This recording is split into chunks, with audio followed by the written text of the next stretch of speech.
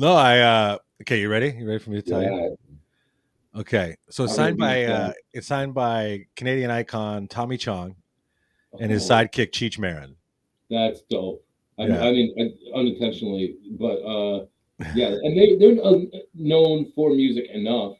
I guess. I would never really call them like music. I would never go to as a musician as my go-to descriptor. Sure, but they have songs like they Oh have. yeah, like da na na da na na da da. Walter, did I go My see them favorite. with you? Yeah, and it was one of the worst fucking shows we've ever seen in our It lives. was When fucking I said that the day terrible. he got the guitar. I know, I'm sorry, but I was thinking about that specifically the other day. I was like, oh man, remember that time me and Reese saw fucking Cheech and Chong and we're one of the worst fucking comedy shows I've ever seen in my fucking life. Yeah. The Like one open mics included. Yeah, You the know? one of like the saving like we got violently high. We got pretty fucked. It was fucked because I got so big. Wasn't good. Like I got so big before I left the house that if memory serves, I actually had my shirt on inside out for the majority of the evening. You had a shirt on? Well, for part of the evening. I'm proud of you. I was really worried you were going to say you bought Spenny's guitar. And So now that you said that, I wanted to bring up the second thing that I bought at auction. okay. Another acoustic guitar, this time signed by Canadian Spenny. I could have got you one of his guitars for free, man. Well, I got it for like $1.50. And you didn't have to talk to him? No, not at all. No, it was online auction. You don't even need to see the guy. You made money on this deal.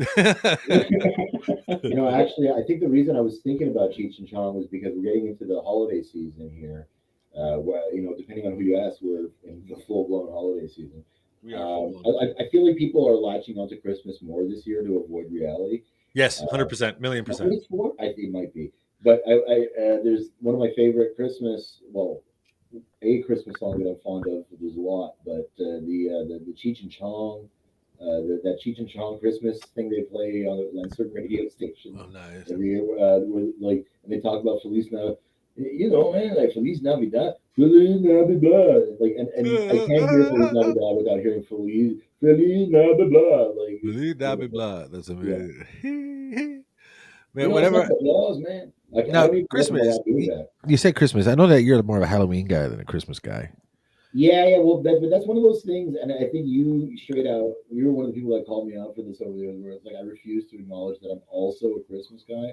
It seems like it goes against character, but then I'm like weirdly like fixated on like micro Christmas issues. It's another like manifestation of like my very. What are micro Christmas issues? I want to hear about like the music shit, like weird music shit, like that weird everything is terrible Christmas special that I like that I try to force on people every year. Every year. So there's a lot of weird things. I have like Christmas autism. Yeah, fellas, what would be a Christmas special that you recommend people check out that's not necessarily like on people's menu right now? Everything is terrible. Everything is terrible Christmas. That's a lot. It is a lot to watch. I've seen it several times. That's if you're like having a really mushroomy Christmas. That'll have good soda. Troy, what do you got other than that one? What do you got? I mean, so my Christmas traditions are like watch Elf. That's kind of pretty mainstream. That's chug a gallon of eggnog publicly and then vomit for the rest of the season. Yeah. That's an important tradition to nail down in the first half of December. Bro, the eggnog has been out at the stores here since fucking October. Oh yeah, perfect. Do you know that there's an ice cream company out here called Kawartha, and they've got eggnog flavored ice cream? That's fine. I mean, that seems like a logical extension of. I think it's going to be great. I'm not saying it as a. I'm not a big eggnog fan. That's the thing. I love a good eggnog if it's you good. put enough booze in it, it's great. But like, I've always said that eggnog kind of tastes like somebody left the vanilla ice cream on the counter for like an hour and a half to 2 hours. So that's right in my sweet spot for counter material. Yeah, I love eggnog, but like I have to admit, like if you can get your hands on horchata, it's like the same thing. Horchata? It's the same thing. It has a rice base. Yeah, but it's not egg and milk base, so you can put 2 cups of that down and not feel like fucking. This year we're gonna get some. We're gonna get some fucking eggnog. We're gonna get some rum chata. Yeah. And then we're gonna mix those 2 things together. Why? Okay, I'm coming over for that. We'll do a Technicolor Christmas we're gonna special. vomit until St. Patrick's Day. Then we'll start vomiting anew. Mm-hmm. Now, okay, so you got some classics on your list there that you like to see. Now, I fell into watching the It's Always Sunny in Philadelphia Christmas special. Yeah. One of my favorites. One of my favorite Christmas things. It's so good. Yeah, I think people talk about that bit all the time. The fucking Danny DeVito coming out of the couch thing. It's like one of the most like notorious famous bits of like Always Sunny, and it's from the fucking Christmas special, yeah. which was a separately released DVD. It was released between. It was like it must have been on TV as well, but it was like a longer thing. And they had a few of them where like they did the claymation and all this stuff. Like, so what's it called? Oh, that was in that one. Yeah, but I think they had 2 years in a row where they did, but it was like however like a double episode they released mid-season for Christmas. Yeah, like varies. Are you the one who's always asking about throwing rocks at trains? Yeah, I love it. It's a great activity. Throwing rocks at trains. I like the Santa visit. Did you fuck my mom, Santa? Oh yeah. You fuck my fucking mom. There's a moment in Terrifier 3, which I've advocated for on the show before, that is weirdly similar to that moment. Like, but it's playing for a drama. Playing for a joke. Yeah. Okay. How about this? Let's take a quick commercial break. We'll come back with Chris in sports, and we'll ask him what his Christmas movie of choice is. How about that? Right. Hey there, edibles enthusiasts. Are you ready to take your cannabis cooking to the next level? Tune in to Bite Me, the show about edibles. I'm Margaret, your host and certified ganjier, here to guide you through delicious infused recipes, expert tips, and fascinating interviews with cannabis pros who are changing the game. Whether you're a seasoned cook or just starting out, you'll learn how to make edibles that are as effective as they are mouthwatering. New episodes drop every Thursday, and you can find them on your favorite podcasting platform. Look for Bite Me, the show about edibles. Listen now, and let's create something amazing together. Okay, that shit looks fucking good. I don't know, but we should, and we should go. That was great. Troy and I greatly enjoyed that. Ganjier. That's it. That's what we are now. We're the Ganjiers. You want us on that? She's on Kelly. Kelly. What are we talking about? Ganjiers. Make it happen. Let's bring Chris in. Chris, get in here. Would you like to be a Ganjier? Chris, you see that? I saw one earlier. Yeah. The commercial, the Ganjier. Yeah, I'd like to. Before we start, I'd like to ask Walter, what was with the negative reaction to the potential Chris Vendito Christmas movie pick? You were cut off before you could finish your discontent. So please, the floor is yours. What is indeed your issue? Because you know what? Please, go ahead. Tell me. Because you're gonna pick some fucking like Love Actually bullshit or some fucking movie about the mob, like melodramatic, or like fucking like Rudy. How the White Sox stole Christmas. Like Rudy goes to the North Pole, fucking, what's that one with Tony like Hoosiers up north or whatever, some bullshit. But try to prove me wrong though, Chris. But also, how about that Ganjier, right? Yeah, I'm surprised you didn't pick a horror film for your fucking favorite one. I thought he was going to pick Terrifier 3. Mark, fuck. My favorite holiday film is actually Jingle All the Way. Now that you mention it. I'm surprised that all of you didn't say Santa with Muscles. So, but you know what? I wish Air Bud had a Christmas movie so I could shove it down Walter's face. How about what would that? the sport be? It does. I'm almost sure it does. Well, after they did Air Bud Hanukkah, I thought they were for sure going to do Christmas too. I don't think you could say Eight Crazy Nights is also a fun holiday film. Eight Crazy Nights is phenomenal. And interesting you bring that up, Chris. TikTok has, you know how there's that thing that happens on TikTok sometimes where they fucking find a piece of media that's like 10, 20 years old and it's just like reappropriated. There's like a weird little clip of a fucking, and I didn't even know what it was from. And I'm like, what is this fucking song from? And it's a clip from one song in Eight Crazy Fucking Nights. And not even like the most famous song in that movie. It's a great film. It's like a TikTok thing now. And if you want to look it up, kids, it's called Bum Bitty Bitty Bitty Bum. That's the best one. That's what he does. Yeah. It's so good. Bitty, bitty, bitty, bum. It's so good. We get Sandler on next week. Can we do that? Let's get Adam Sandler. He's currently filming Happy Gilmore too. So good. Okay, listen. That needs to be made. That needs to be adapted into a stage play. Eight Crazy Nights. Yo, I'm sorry. If we can what a put, good idea. That's such a fucking money idea. to quote Vince McMahon. write it down. Write it down. It's ours now. We've thought of it. Write it down. If anybody's watching and you make it, we get automatically at least 25%. Sean's in the house. It would do well. And you know it would do well too because it's in New York and everything, Broadway, right? And they love musicals. Great. Reese, I don't know if you heard Kelly, but Sean's here if you want to bring him in too. Bring in fucking Sean. Sean, come on in. Have you seen 8 Crazy Nights, Sean? Well, when he gets in, we'll ask him. Chris, might as well start the sports until we got Sean. Oh, there he is. Hey, Sean.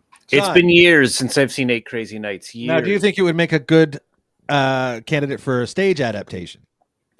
It sounds like a brilliant idea. I'm all for it. I say go for it. I want to be involved in any way I can. Let's get his people on the That's a technical foul. Perfect song. Now we're in the sports segment. Chris, speaking of technical fouls, have there Bring been it. any of note?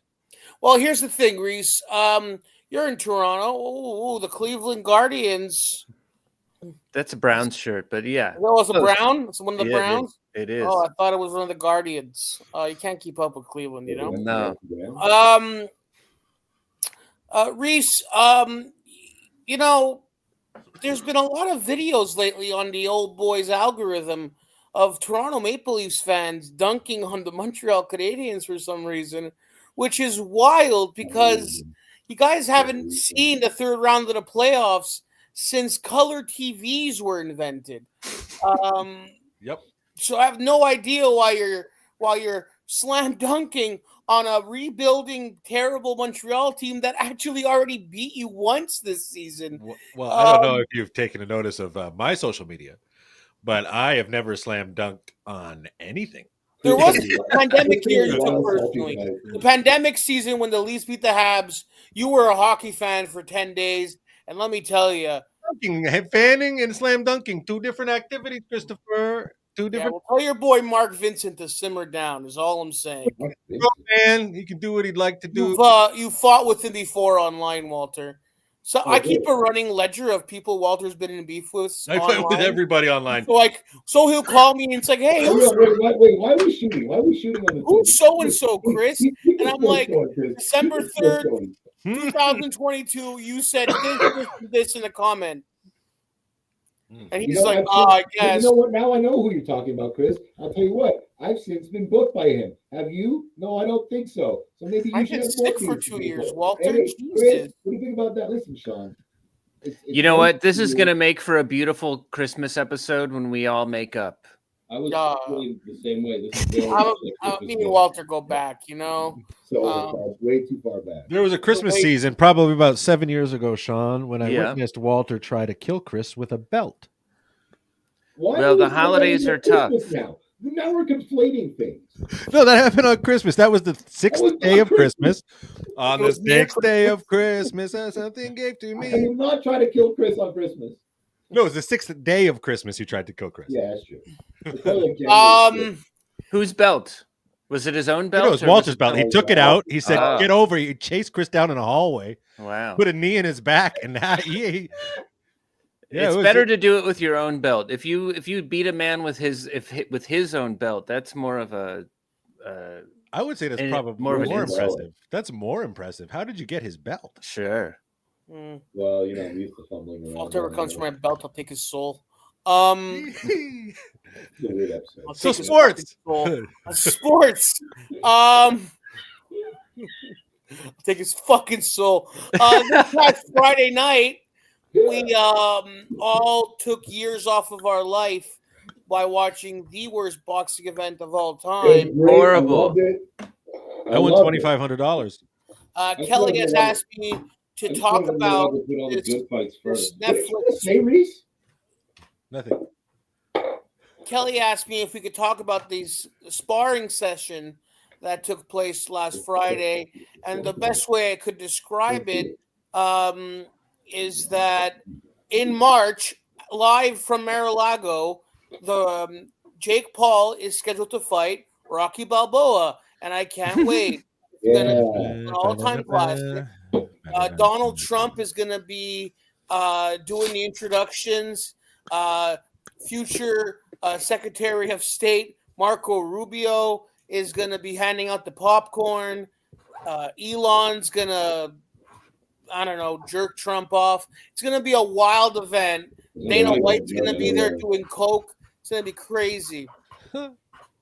Yo, they said the state couldn't sanction it, but Mar-a-Lago could. That's a good fly. I don't think we like a classic like Rambo intro. In football, the New York Giants from Sean's neck of the woods benched their starting quarterback, who makes $45 million a year, and then promoted not the backup quarterback who they paid money to, but young Tommy DeVito, the Italian sensation who took over social media last year for 3 weeks. He is now the starting quarterback of the New York Giants. Amazing. A real football team has decided to hire a Sopranos cast-off. That's so good. And this is like a Danny DeVito's son, Nepo baby kind of publicity. No. I wish it was Danny DeVito's son, although he's not much taller than Danny DeVito. No, not much. It's a great season to be a sports fan. That's what I'm talking about. It's a tough go for New Yorkers. Yeah. Basically, the biggest win you guys have is Denzel in Gladiator 2. Sports forever. That should be a sign at every event, guys. Sports forever. Forever. Yeah. Infinity Quarters. I'm into this. Yeah. I want a shirt. Okay, we got to get a round of shirts done. Sports forever. And now there is an interesting tie-in, though, between the NFL and Netflix, as they have football games coming to them on Christmas Day this year. And, of course, Netflix famously had some real big issues with the live stream the other night. It's no different than your cat knocking your antenna over when you were a kid. It's true. You know? Yeah. Lots of people were upset with the Netflix stream. It's the worst live event since the Love is Blind finale. Honestly, I think, you know what, Chris, it was bad, but it could have been worse. It wasn't. I don't know how it could have been worse, Walter. I had to watch it on my phone because it wouldn't Jake work. Paul knocked Mike Tyson out. That could have been worse. Yeah, but that was a net. Well, that would have been a nightmare. Oh, thanks for spoiling it. Oh, jeez. Juan Soto over in the baseball world has met with 6 teams, and all the meetings went well. Wow. Including the Blue Jay meeting. I'm hoping the Blue Jay meeting goes the best, and the other team said something stupid like. I hope all 6 teams share him. Wouldn't that be something? Like a 1-week rental every week? Goes from community to community and hang home. Awesome. You know what? I'm into not Sean's idea. Yeah. Good idea, not Sean. Thank you. Is such a good player that you can just be like, listen, I'm going to be in New York. If you need me when you're here, I'll come down to the whatever garden. Come through. Whatever garden. Put the Now, jersey on. I'll be honest, if Juan Soto signs with anyone but the Yankees, it will hurt our dear friend Jared Wilder's beautiful little heart. But speaking of Jared, him and I have a football show on this very network every Thursday at 3 p.m. Hell and yeah. it's called In the Trenches. Sports forever. I believe the producers have a clip from said football show. I will never forgive Steve Spagnuolo for the 4-pillar bullshit that he brought to St. Louis. Yep. People are like, oh, Stan Kroenke is the reason why the Rams aren't St. Louis. No. Steve Spagnuolo was the worst coach we had in our history. Bar none. He comes in here with like bullshit about, commitment. None of it mattered. He's a DC and a DC only. I'm fine. I'm totally over it. No, he's over it. He's really over it. We promise. Yeah. But these people are like, maybe Steve Spagnuolo will get hired this year as a head coach. Do you not remember the disaster that he was in St. Louis? He made Jeff Fisher look like a genius. You know how fucking hard that is? Why would you leave? You gotta go. You gotta go. That whole staff has to go. I do like Thomas Brown, the new offensive coordinator. I agree. Former Ram coach. We also play a little game on the show, comparing some old school players from the year 2000 and from this year, and who would win in a hypothetical matchup in the Coliseum in Gladiator. And I want to do that right now with a couple of wrestlers with you guys. My money's on OJ. So, who would win in a gladiator style fight, Undertaker or Kane? Gladiator style fight? Mm-hmm. Kayfabe powers intact? Sure. Taker. Good question. Remember, Kane's I think Taker's still ultimately the better worker. Although Kane in his prime, early 2000s, Kane was pretty fucking. He was an animal. So I'm gonna say Kane, and especially if he can use all that fire shit. I mean, and he's got that face armor, which should help. He had size advantage. I think he had size advantage on. Yeah, right? yeah. Kane. John Cena or Hulk Hogan? Oh, I'm gonna go John Cena, just for. This is them both in their prime. That's my want. I gotta say Cena. Oh yeah, because you're a big fan of Hogan. Well, yeah, I'll go Cena as well, just for mobility issues alone. CM Punk or Stone Cold Steve Austin? Stone Cold Steve Austin. Stone Cold. Absolutely. I'm like the most unabashed CM Punk fan, but Stone Cold Steve Austin. Especially if it was like street fight rules. It's gladiator fighting. Regardless of rule set, Stone Cold. But people would still cheer for CM Punk for losing just because he's got a lot of heart. He's got a big heart, Sean. He's got a big heart. And the final one, Trish Stratus or Charlotte Flair? Charlotte. Yeah. I mean, she's got that reach advantage. Size, experience, work rate. I mean, yeah, but who would Emperor McMahon want to have see win that? Oh, it's booked. This is. Well, I mean, the Gladiator bout was kind of booked technically, if you think about it. Now it's American Gladiator rules. No, thumbs up, like and or you know what? Maybe Trish would wear a certain outfit out to the fucking fight that day, and Emperor McMahon would have a change of heart. Ooh, there you go. Now, hey, somebody just talked trash on the comments about Reese and his social media habits. Whoa. What? Whoa, who's talking that? trash? Hey now. Yo, Don Church. Hey now, Don. Who would win in a gladiator fight? Don Church. You're a Facebooker, Don Church. You're a Facebook. What do you think about that? Listen. Hey, no one's talking about shit about my boy Reese being a Facebooker. I'm the OG Facebooker. I know what. I think I would win in the Coliseum because I come with a Walter. Yeah, Walter and Vendito would be there for Reese. No problem. Exactly. They just start getting you. I am a Facebooker though, and know what? This is why I'm a Facebook. I didn't get on Facebook until like 2014. So so you're catching up. I'll leave late too. Damn it. Yeah, really late to the game there. Wasn't it really late to the game? I don't know. It's been over a decade since you're on. But that's still a late. When did people get on? Like 2007? Right, it's late. It is late. I got on 7 years after everybody else. Man, fuck, leave me alone. Yeah, it's still new to him. Yeah, still everything is still new. I am but a simple caveman. He just got a farm, whatever. He just started playing. Farmville? Yeah, Farmville. yeah. I just started playing Farmville. Yeah. That's the only reason I still have Facebook. Is that a Facebook thing? Mafia. It was Mafia Wars for me. I am so bad at social media. In any event, I can't wait for Gladiator 2. They should be paying me money for the amount of promotion I've been doing for that movie. It looks good. I can't wait. I hope fucking Denzel. Are they not paying you money? No, I hope Denzel opens up like a pizza joint right there in the Coliseum. That doesn't sound the way you wanted it to sound. Oh, it sounded okay. You know, Walter, there's a reason why nobody likes you. Oh, geez, you guys, come on now. You guys can't be fighting like this. You guys love each other, man. What an episode. You know, you just constantly undermine me in the middle of my own fucking segment. I'm just trying to make a final point here, and you're sitting there with your ponytail and your fucking joint, just fucking spewing garbage. You and your oversized man bun. Oh, you guys are so fun together. You know, you guys are so great man. He's a great man. Let me know when you're done because I have. He just lives to torment me. I have an addendum, Chris. When you're done, I have an addendum. Go ahead. Are you done? I said go ahead. Okay.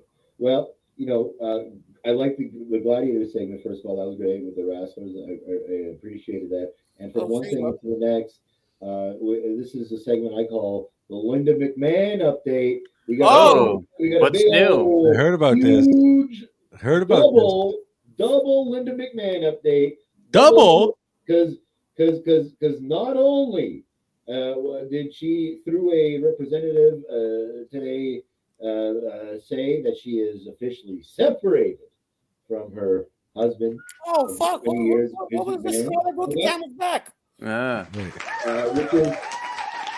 Which is convenient. Which is convenient because it leads us to point number 2 that she is going to be appointed as the goddamn Secretary of Education in the United States of America. For real? Yep. Yeah, that's real. Yeah, you can see that. Jesus Christ! Yep. No, that's Sean, come on. Sean, let me ask you. You're a resident American expert. Of course. What the fuck are you guys doing down there, man?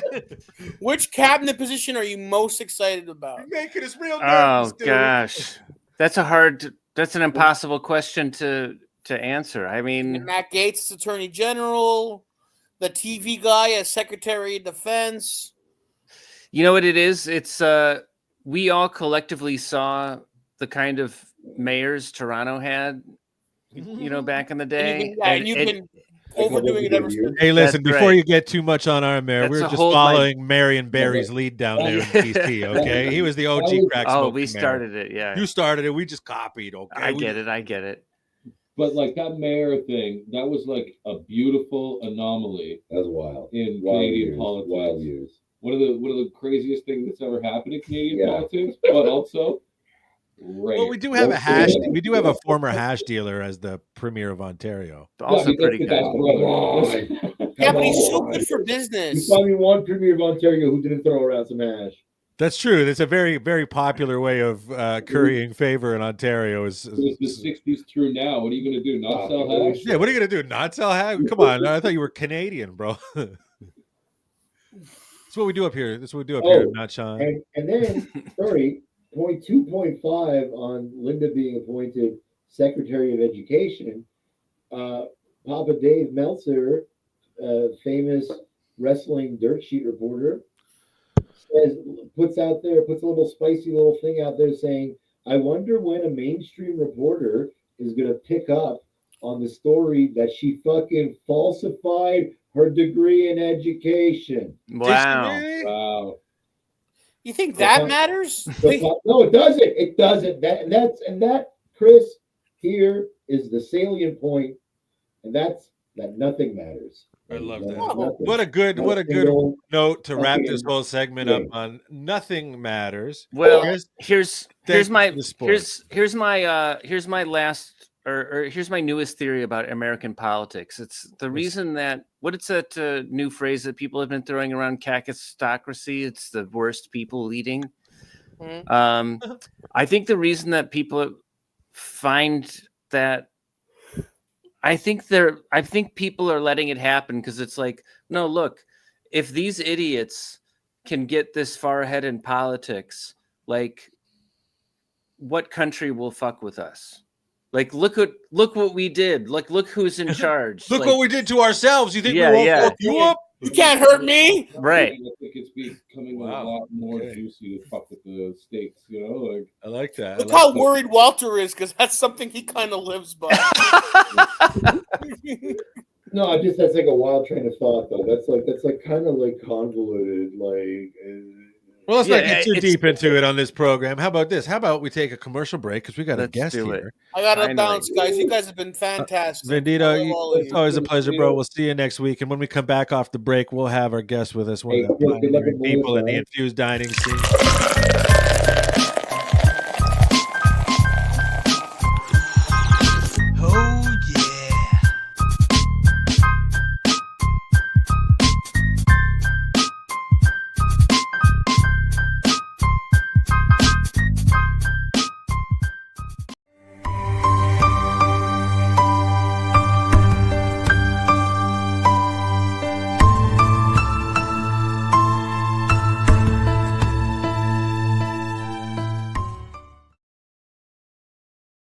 Wait, so does Kelly give Oscars to movies that previously were nominated? You should totally. You fucking totally How does that should. work? How does that work, Yeah, Kelly? how does that show work? Kelly, what's the premise? Kelly, come on real quick. We love it. No other time, man. We got a guest to get to for crying out loud. The guest will Jeez. tell us.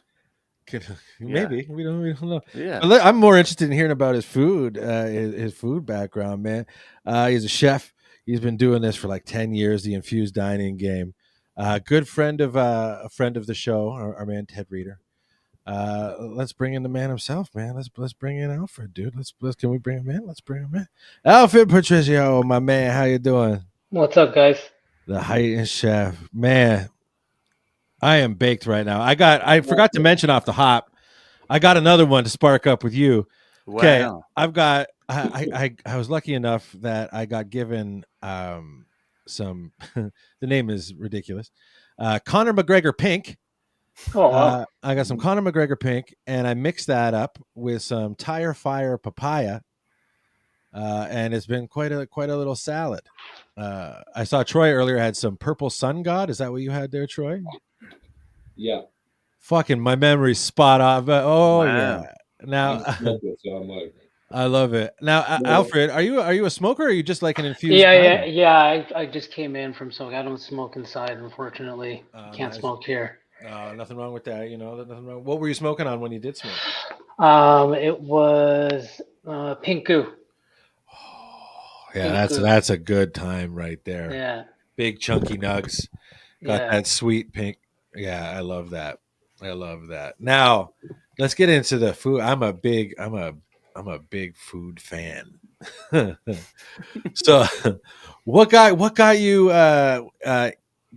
mixing the food and the cannabis together? What got you doing? What got you playing around in that box? Well, I've been a chef for years, and then I kind of left the restaurant I was at because my brother opened up Strains in Pickering, which was the first. It was the first weed lounge in Durham, Nice. right? So we had opened it, and then, well, he had opened it, and then I basically became the general manager there. I just, ran events and whatnot. And then we actually had a dispensary at the front, so people could come and grab their stuff, and then they come into the lounge and then smoke it, whatever. We had a big screen TV. We did comedy events, whatever. And then one day, my partner Sean, he was just like, he came up to the lounge. Different Sean. Different Sean. Yeah. It says not Sean. Yeah. That's right. Different, not Sean. Yeah. He came. He was talking about doing an infused dinner. I think he had tried it, but it didn't really work out. And I had actually thought of doing one of the dinners at the lounge, right? So you could smoke and eat at the same time, right? Yeah. And then I was just like, you know what? Why don't we just try it out together? And then we tried it out. We had first time out, we had 25, 30 people come. Then we did it again a month later, same result, and then just kept snowballing off after that until the point where we had it to the biggest dinner event we had was about 120 people.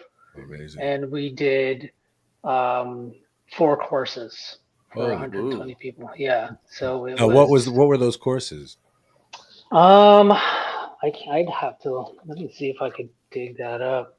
Oh shit! I can't even remember. Like I'm not familiar with like cooking for large groups of people, so like I'd imagine it'd have to be something. Walter has a question or a statement. Walter, what do you got? I would say I am slightly ever more familiar with cooking for large groups. As a matter of fact, Reese, I am only capable of cooking for large groups of people, even when said large group is not around. So I appreciate the conundrum. I love that. Yeah. I love that. Like when you're used to making like 5 gallons of soup, and then you have to make like now 6 portions. I'm gonna guess for 120 people that there was a sauce in one of those courses. Well, the way I actually Yeah. do it is I incorporated everything into a sauce. That way, I was right. I have kind of control to Yeah. how much they can consume, right? Because Ah, like for example, the 120 people, not everyone's going to have the same tolerance. You know That's what I mean? true. That's true. So I didn't even think about that. so Yeah. what I do is I at the beginning of the dinner we kind of go through the process of how the dinner will happen. Well, you have your first, second course, whatever, and then you can we do a kind of table side monitoring system where, you know, you let your server know whether or not you still want to continue with the same dosage, or do you want to taper it down a bit, or do you want to switch to a non-infused because you've had enough? Because you still want them to enjoy the dinner, Right. you know, like that's why I didn't actually infuse, you know, the piece of chicken or whatever the case may be, because then they don't want to eat it, but still they want to be able to enjoy the money they paid for the food. You know what I'm saying? 100%. Yeah, it's like when you go to one of those like Brazilian restaurants, you know, where they got all the meat and stuff.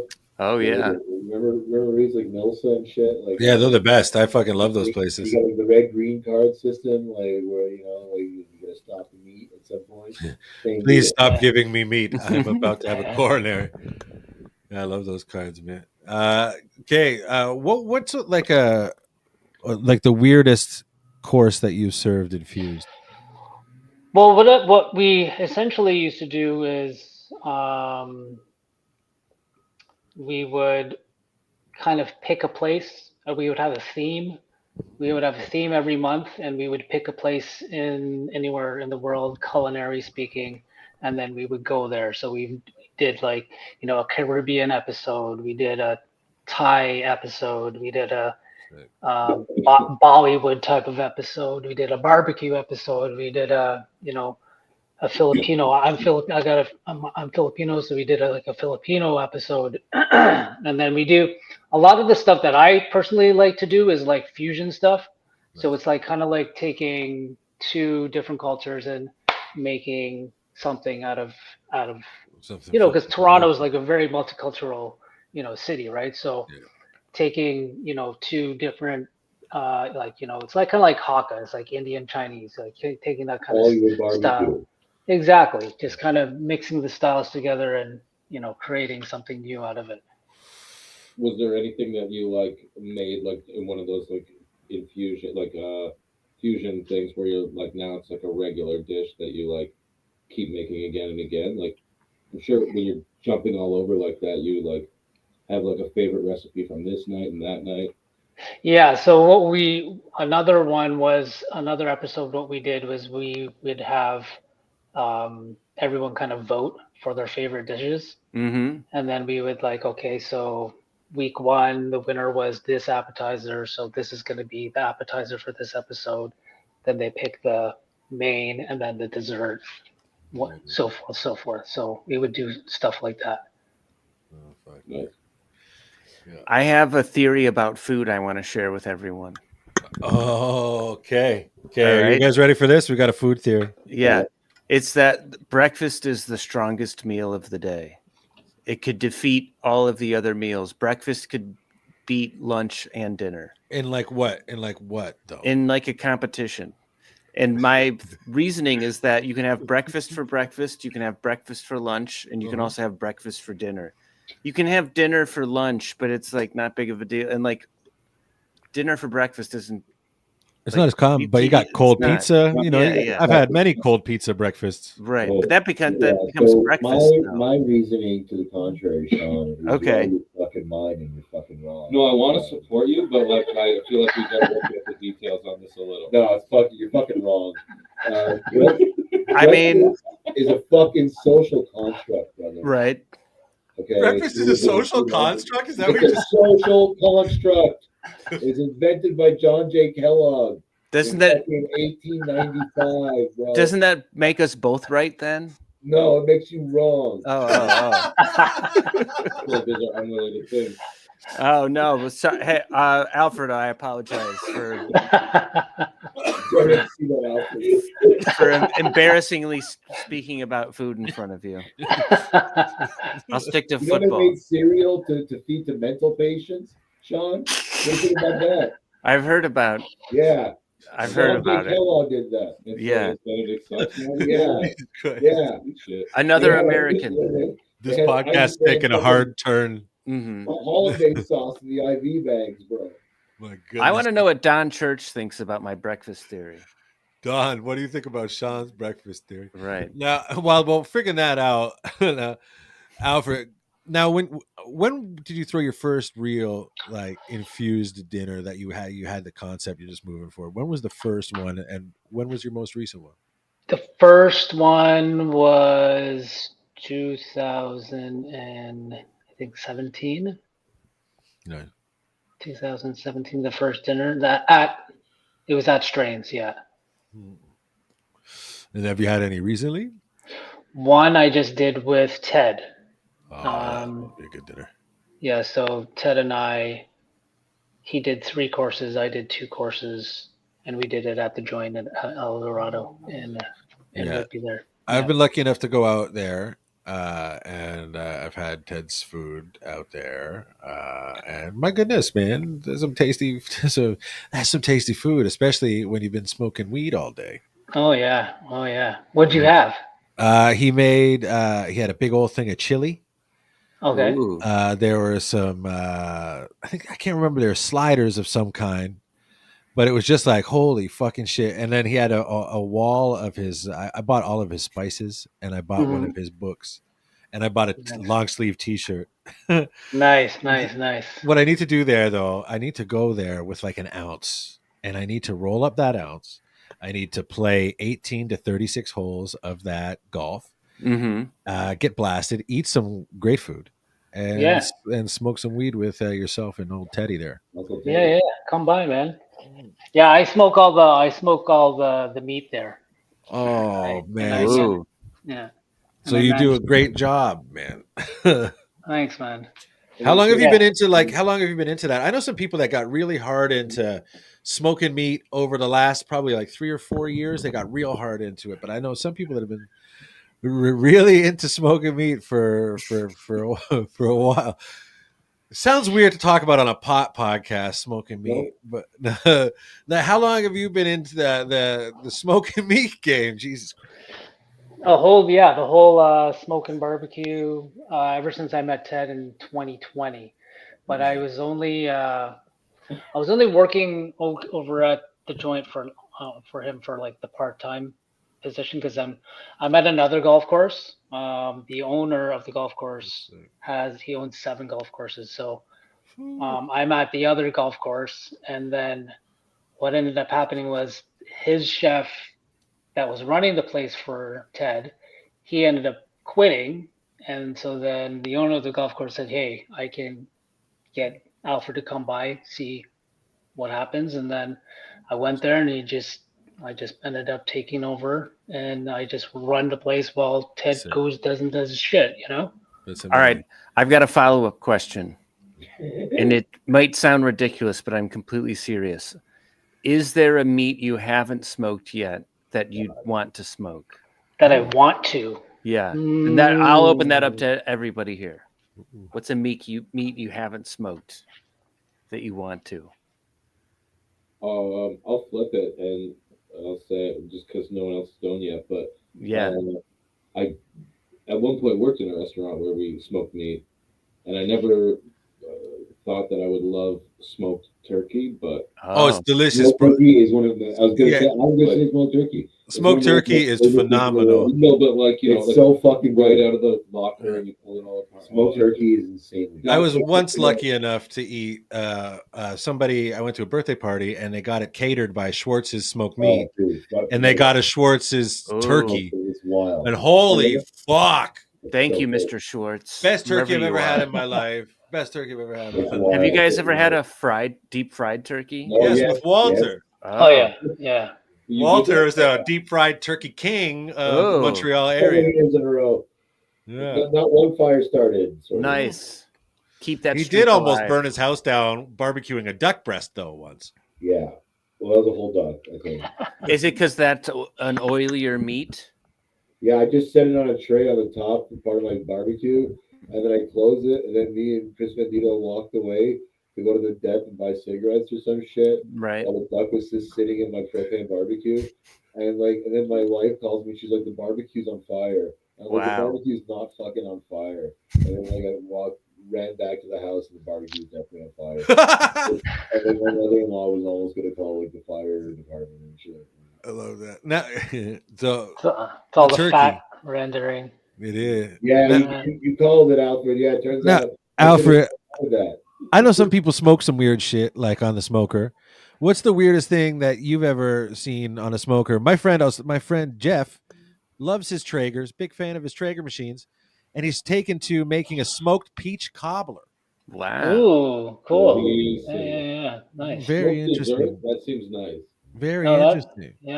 that's good. Yeah, what's something that Well, I mean, Ted's he can be very exotic, and he'll just be like, "Here, take this, fucking smoke it," right? He'll be like, we did moose heart one time. Wow.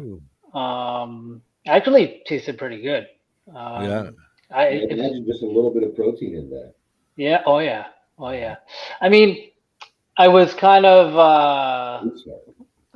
like, do I want to taste this? But I was like, you know what? Just give it a shot. I need some. If Ted fucking made moose heart in front of me, I'm gonna eat the fucking moose. That's it, right? Yeah. That's it.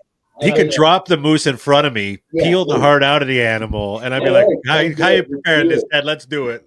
I've never had like exactly. the salt moose. That's the worst thing I've ever eaten in my life. Salt moose. Like in Newfoundland, like like when you kill a moose, you like just give a chunk of it. It's like a salt salt brine. Like it's just and then it comes out. It's like soft and it's horrible. Oh. But the Newfies, they'll eat buckets of this shit. I haven't tried that, no. But I'll tell you right now, someone don't.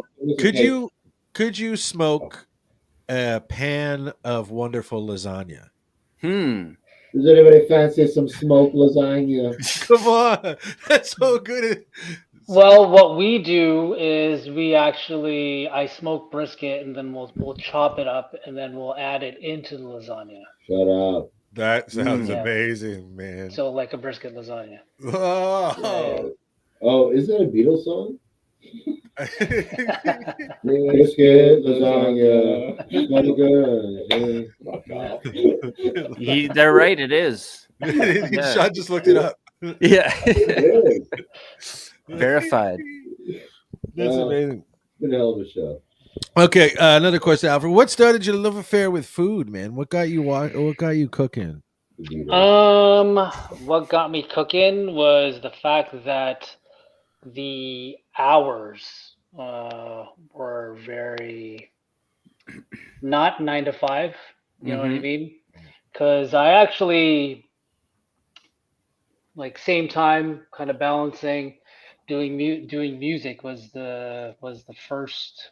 be my first passion. Cool, man. And I was doing it pretty heavy, and there was times where I would go on tour for a couple of months, and the restaurant that I would work at would let me come back and I'd still have a job, right? So it was just flexible for me, right? And then was there good food on the road, or were you sometimes disappointed? Oh yeah. Good food on the road. Okay, good. We did. We got around. We did a lot of big touring. We toured across Canada with the Black Eyed Peas. Nice. We opened for like Wu-Tang, Cameron. I ended up playing for Peter Jackson. I don't know if you know who that is. Yeah, I know Peter Jackson well, actually. Yeah, I was part of his band as well. Nice. I used to run his studio for him. I used to do a lot of stuff in the music, and then we got nominated for a Juno one year as well. Amazing. We never won, so that's why I'm a chef. But yeah, and then I you know what? I just ended up taking the chef route because I was like, touring is a lot and it's fun and everything, but at the end of when you're on the road for like 3 4 months, all you can think of is your own bed. You know what I mean? Hmm. So I was like, you know what? I think I'm just gonna stick to the chef thing. And then my brother opened the lounge, and I just said, okay, I think I'm just gonna start going this way, and I just kept going this way ever since. Nice. So the timing kind of worked out for you. Then. Yeah, That's amazing. exactly. Oh, I love that, man. But I still keep in touch with Peter. I do all his events. Like if he brings someone down and they need, you know, like catering or anything like that. I did Yeah. his kids' birthdays. I did his record release parties. Yeah.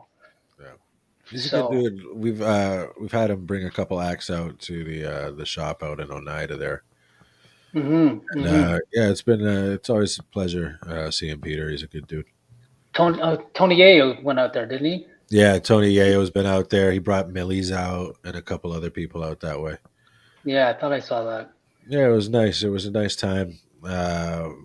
And yeah, he's good people, and I like meeting good people and working with good people. You know what I mean? Yeah. So me and him we're trying to do some. When he brings these people down, he wants to like offer them like we've been trying to coordinate a dinner where, I cook for these guys, so it kind of gives him something for these artists to do when they come out. It's like, Amazing. hey, guess what? I can get you guys, you and the crew, an infused dinner if it Yeah, makes sense, right? Hmm. 100%. So yeah, we're trying to work on something like that. Yeah, it's a cool offering. I think when you bring artists up on any kind of like tour, to then give them experiences outside of just performing.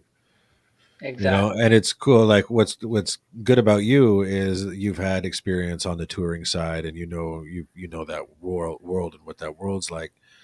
So you kind of know how to move in those kind of circles. So it's a good fit there. Yeah, and especially with Peter, just we still have that. We're still close, and he's still, even though we're not together doing stuff musically, we're still working together. You know what I'm Yeah, saying? no, that's perfect. Yeah. And it's cool that you're out. Well, the everything out there. I was out towards Durham region, out by Pickering. It's a cool little area out there, man. Like I had some family out that way. I really enjoy it. And it's cool to see. Like I wasn't familiar that there was the lounge out there.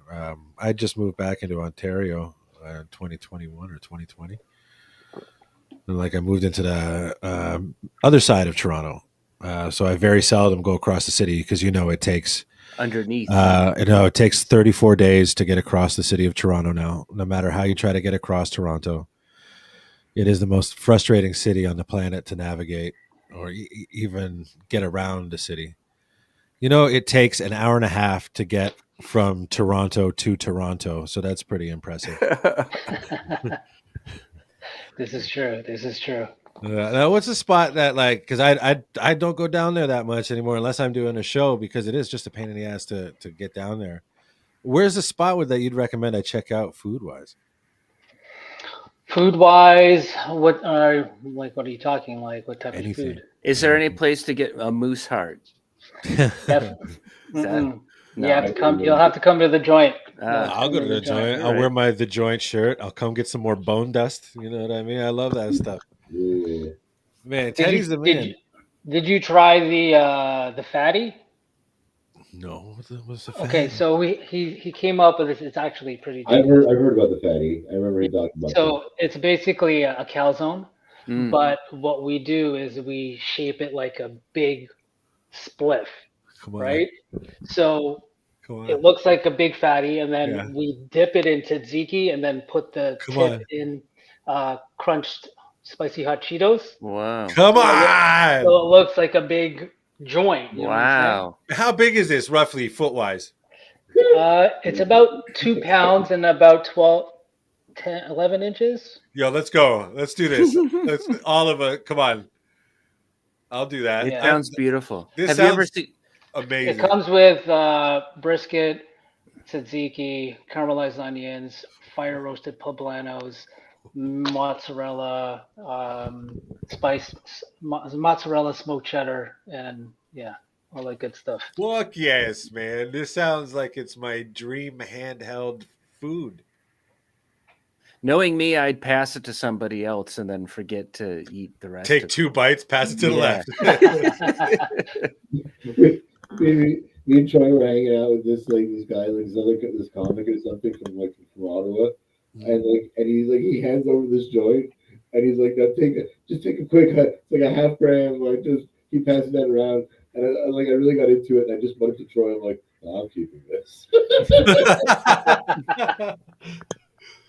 Like, okay, sometimes like when people loafed on a J, I can understand it.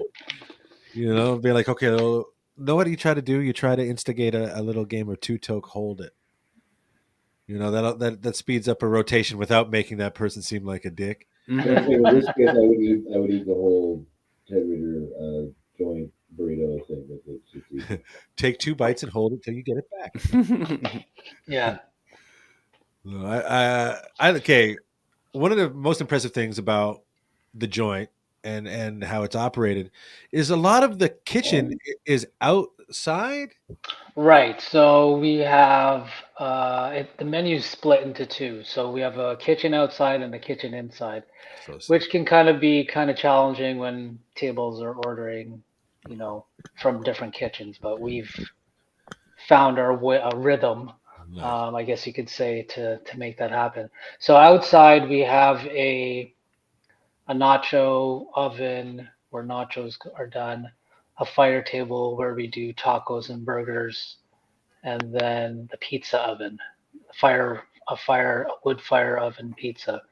And then on the inside, that's where all the barbecue comes from, which is, the brisket, pulled pork, pulled chicken, smoked wings, pork belly, and, all that other stuff, fries.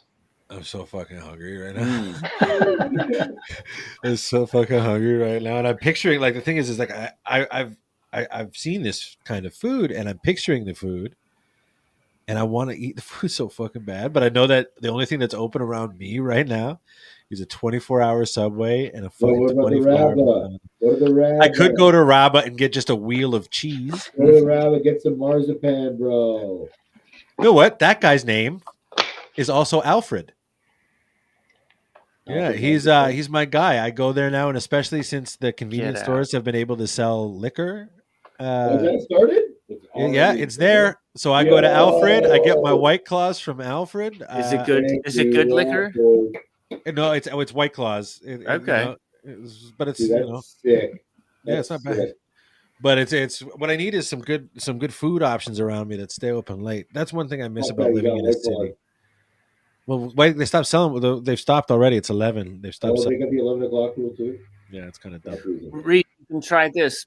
Make a friend that agrees to have some of your food over at their place at all times. Right. So I can and just then go to just their house. invite yourself over, and then help yourself. Just show up at their house at like 2:30 in the morning. I'm hungry. Annihilated. So yeah, part of the thing. It's an option. Adventure, right? I'm into it. Now, Alfred, you got a show coming up, or not a show? Do you have any events coming up? I do have well, actually, no, I don't have an event coming up. I do have a lot of catering coming up. Christmas catering with Ted. Fuck yeah. Yeah. If there happens to be, if you ever need somebody to just come and taste the food as it goes out, can't offer much of an opinion other than, yo, that's tasty as fuck. Like, I'll come be that guy for you guys. Is there a yes man in the food world? Because I could gladly be that guy. Oh, well, then you've got the job. Oh, fuck yeah. I love it. Thank you so much for joining us, brother. Now, guys, do you guys have any shows coming up? Troy, Walter, Sean? Oh, all kinds of stuff. Beautiful. Sean,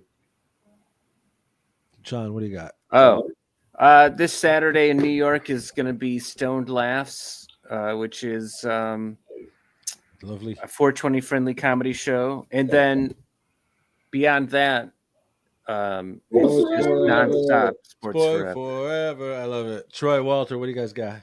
We're in full production of the Walter and Troy's big old New Year's bash. Yeah, Nice. Oh. up at the Hurley's Irish Bar there, the pub and stuff. With Lovely. more details to come, and I'll be in Ottawa first week of December. And word on the street is that we might have A show might be coming back. Something might Yeah. be coming back. Rising from the ashes like a phoenix in NDG. You heard it here first, kids. Ooh, we got things in the works. I Get like ready. that. Studio Reese. Stay Don't get too tuned. It's excited. not that. Ooh, no, and then I'll be Saturday. I'll be at the lovely Teddy Beers. I'll be at the Ooh, Cave the in Beers? Toronto. A place called Teddy Beers. I'll be at the Cave performing on Beers? Ricardo Mejias's Comedy is Life show, and then Sunday Beautiful. I'll be at the heavyweights cannabis competition down there. I believe it's going to be at the Danforth. I think. I'm not too sure, but I'll be down there. It's going to be a great fucking time. I'll be recording some snippets that we're going to be sharing on this here podcast. It should be a Hey, good I time. just remembered that we didn't do a Stoner of a Week this week, so I'd like to nominate Kelly for Stoner of the Week because we didn't have a Stoner of the Week. Well, the stoner, yeah, take that. But it's probably our fault for not sending her. We're all stoners of the All week. right, well then you guys can share it. The real stoner of the week is the stoner of the weeks we met along the way. Okay, everybody, thank you so much. We'll see you Hey. guys next Wednesday. Bye.